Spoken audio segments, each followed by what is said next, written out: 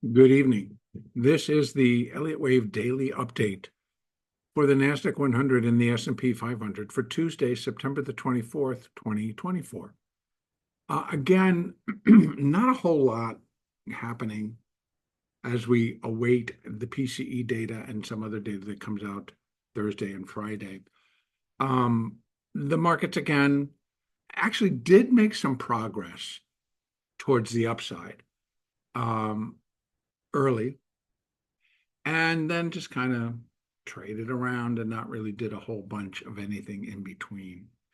So what has it done necessarily to the two counts that I am running side by side that have actually 50-50? And both still need additional upside before they would be complete. So therefore, they both move together. And so I'm here on the NASDAQ starting on the 4-hour chart and still leaving it as if this is the A, and now we're working the B, and then we're going to come down in the C wave to finish minor wave 4 and then run up higher. Now, could it be this is minor wave 4, this is 1, this is 2, this is the 3? It can be, but I'd have to say if it's the 3, if it's the 3 of minor 5, then we're still likely within that first minuet wave of that minute third. So that would suggest, if that's the case, number one, we need to kind of pick it up a little bit here to finish this, come down in 3, hold, and then rise again if we're in a minor fifth wave going up. And that third wave, then once this finishes a first and we come down and go back up, it needs to go. It needs to go. That would be what I would look for to give confirmation. Now, in the meantime, the minor 4, well, it can come up to 20,257, 20,445 and be done.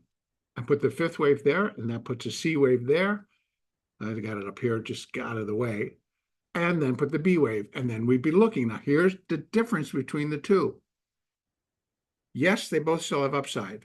This C wave would have limited upside, and it comes in right in here, and that's the measurement using, I think I did put it in there, but now it doesn't seem to be there, but I will kind of put it back, and let me go down to the hourly, and I'll put it back in, see if we can't meet up with some of these. I just actually, oh yeah, I put it in here. Is if what would be left, and what's happening is that it's a fifth wave diagonal to boot. So it was like going from comparing 1, and this is the 4, and that was the 4-to-1 comparison. But now let's do a different one, which would fit for the whole sub fifth wave there, and then we're going to go here to here to here. And here again, we've got, let me just change these colors. And let's just change it for the sake so I can tell the difference. And we'll go from there. So still looking for that same fifth wave. Well, here you have 618. So that kind of comes into that larger 618. And that's 20,192. It does not necessarily get above there, which is what we need to do. And we've now been above. So let me just do something real quick here. That one's out. So no sense to even leave it there. So the next one up would be 20,398, and that kind of matches up with the 1.618 for here at 20,444. So that actually kind of makes a little bit of a cluster, a target for the market to go to. But before that, we have 20,257, and that would be for this measurement of the fifth wave, the internal, the little tiny internal sub. So this actually should be the blue, and this should be the yellow, but I've got it the other way around. My apologies. And then we have the zone. So if indeed it's that C wave up, we've been looking for that fifth wave to come in here. Full bore does, again, you can see they kind of match up the next window. or the next cluster of resistance would be the 1.618 and 2.618, 5 and that 5. So the internal 5 against the overall 5. And so we have the same here, the 100 versus 1.618. Here we have 1.618 versus 2.618.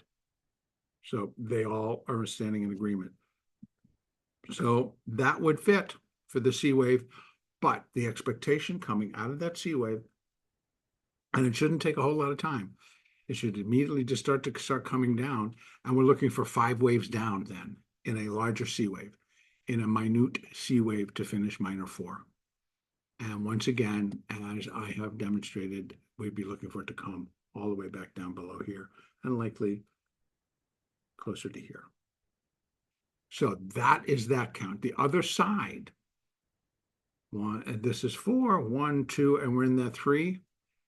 If we're going to go up and finish the 5, same thing. We can use these same markers, but what we're looking for, let me bring it down. We can use the same markers here and here, right? Because this is the same thing, running up here, looking for the larger 5, and then the smaller 5. Let me just, I'm a perfectionist, so give me 1 minute and go in here and change these around so that they at least are going with the right color. And then go back over here and go like this and change that to that blue color, which is where it should be. And it puts it in the right order to degree. So the larger 5th and then the internal 5th. So it doesn't make any difference if it's going to be 1, 2, 3, 4, 5. Then it's going to be minuet wave 1 of minute, wave 3 of that minor 5th wave, or it's going to be C and a B wave, minute wave B of minor 4 with a C wave coming down. So if it's the upside, we're going to finish the 5, then we get a pullback, then it needs to turn and run. So again, both whether it reaches here or here, under either count, we'd be looking for a pullback. The severity of that pullback will be what we'll be looking at and tracking and keeping tabs on. Because one's going to let us know that, nope, this is just a simple little 2, and we're going to now race back up to the upside, or it's something else is happening, and it's going to be 1, 2, 3, 4, 5, and it's going to just really start ripping through all of this as it comes down for a reason. So all out there. Moving averages, we're going to go out to the daily and we'll take a look. I don't think there's going to be a whole big change there. And there is not. They're still all very much in alignment to continue to move higher. So there are all our markers. Let's go over and take a look at the S&P.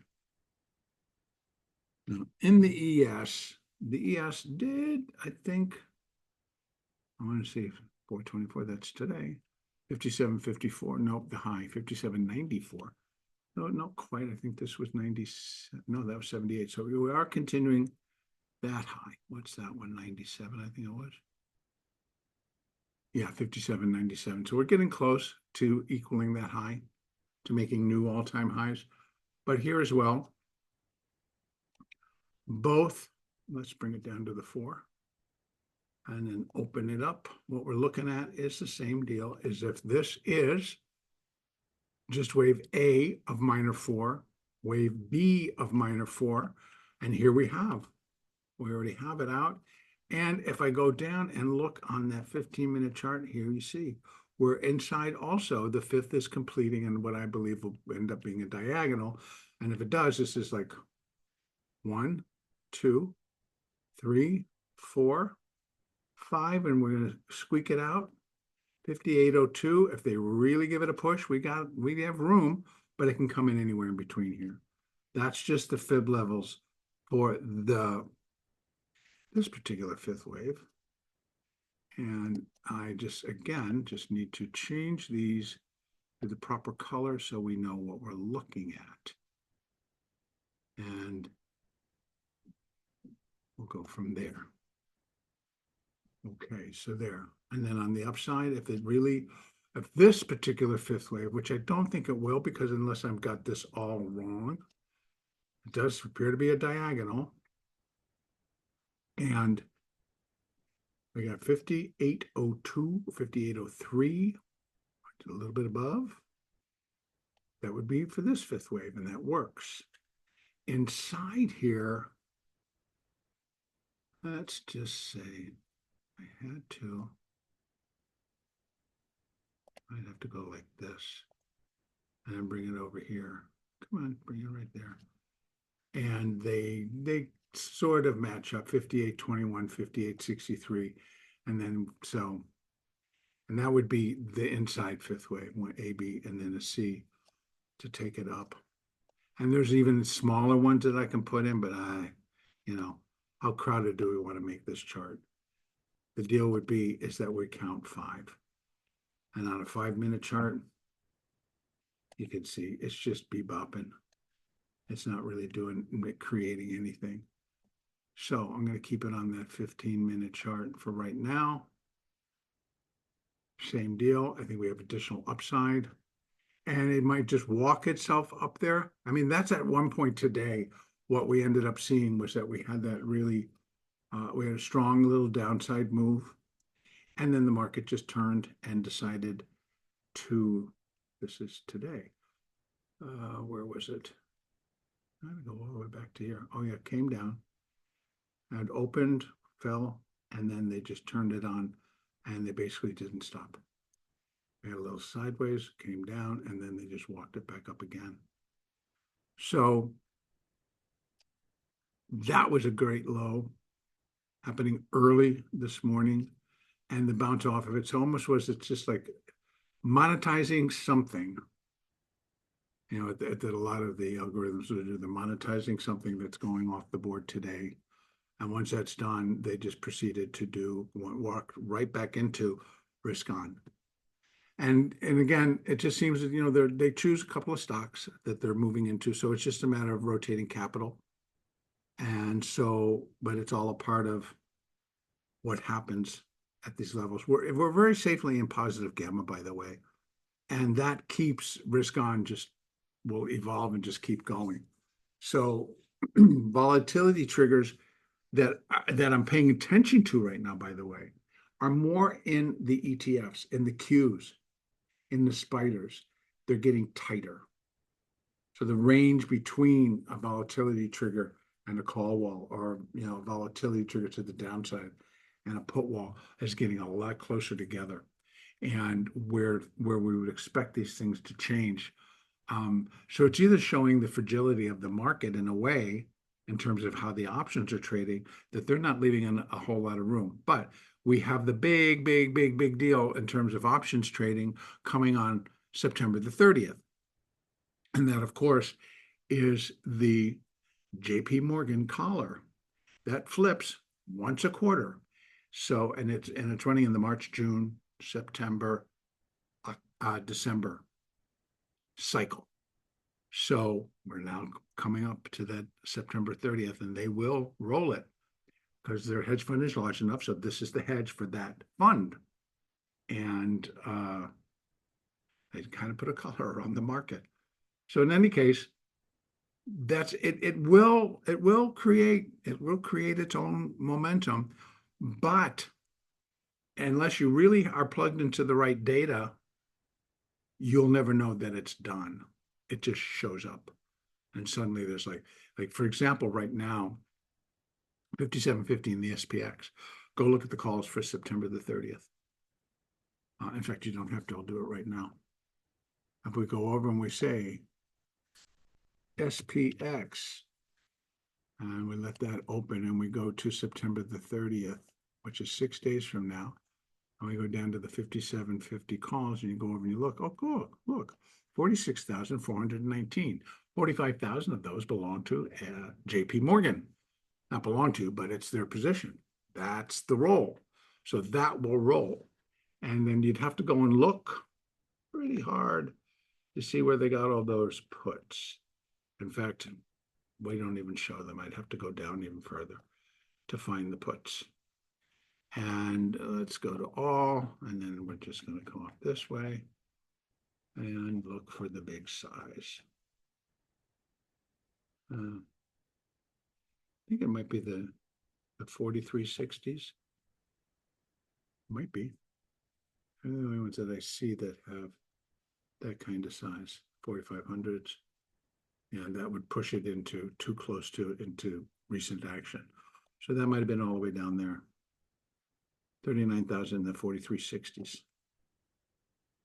Don't see anything lower.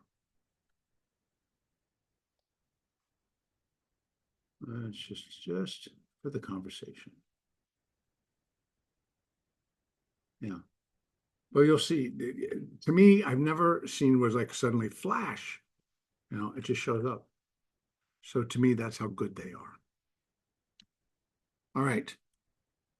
Let's take a look at invalid. I'm not looking. I'm just looking for the number. 75 strikes. There you go. And back over to the chart. Let's go up to the daily. Let's take a look at the moving averages, which is very much the same. And now this is what we look for, that dip. There's still upside potential. And it does help for me to think that it could be a C wave and then we turn. But ever since this has been in motion, these have been doing very well. And they're now, you can see the distance between the market and the 20. And so I think it still has more upside. And when it turns, these will go flat first. And then if it's a big enough drop, it'll break it and then it'll switch. All right. Tomorrow, let me just double check. On the economic calendar, new home sales, whoop-de-doo, 10 a.m. And one governor out speaking at 4 p.m. Eastern. And that's it. Next update, Wednesday, September the 25th.